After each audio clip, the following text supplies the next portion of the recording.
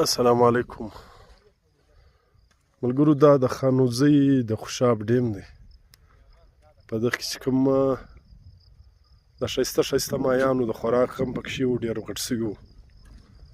دا د خوشاب ډیم زموږ په ګرځون خاطر خالي نه دی په حیات.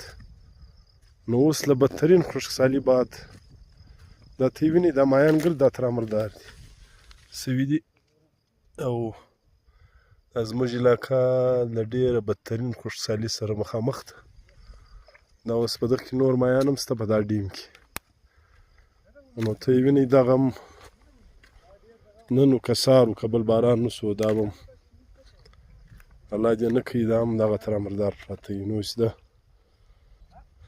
خنزدګانو د اوبو د حیوانان دا دی، نو انسانان به هم الله فضل وکړي. دغه ماهیان ته یې وینئ، دغه هم ښایسته دا سره ماهیان هم پکې دي.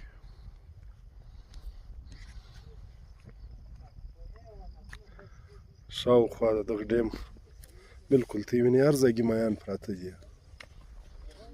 الله د فضل کوي.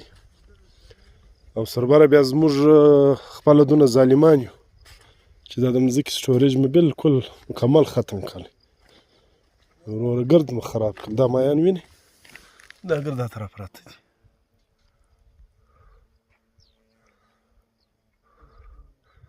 الله د خپل فضل کوي.